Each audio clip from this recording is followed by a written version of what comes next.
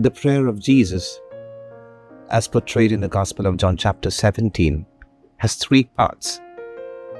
The first part of the prayer, from verses 1 to 5, is a prayer that Jesus makes for himself. And from verses 6 to 19, Jesus prays for his 12 apostles. And then the remaining verses from 20 to 26, Jesus prays for his future disciples. And here, today, we are reading a portion from verses 11 to 19, the portion of the prayer which Jesus makes for his apostles. So the very prayer that Jesus makes for his apostles is also having two parts, because the first part of this prayer is all about what are his disciples, what is the relationship of Jesus and God the Father to his apostles. And then the verses from 11 to 19 speaks about what they need in their mission, in their apostolate, in their life ahead. So Jesus is praying for that.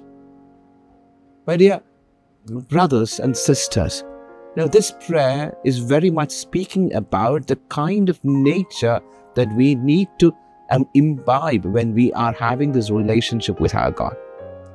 Because Jesus very clearly says, our vocation, our call is from the Father, and we have been entrusted to the Son.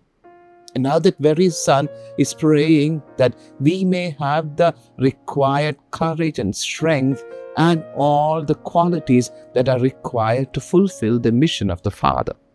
So this is the prayer of Jesus. That Jesus is actually interceding to his Father on our behalf, that we may be prepared for what is to come.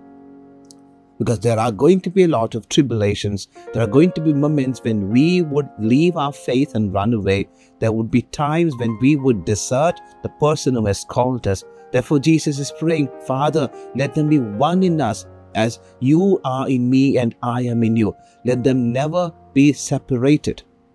So Jesus never for one moment was separated from his Father.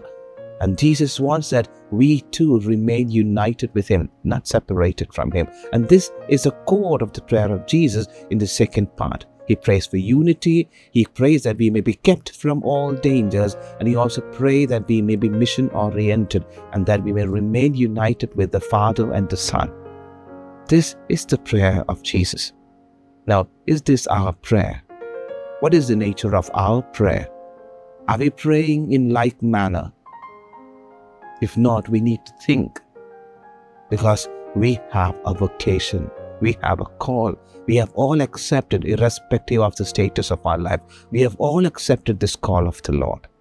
Let us learn to pray in response to this call that we have received, that we may bring glory to our God through our lives.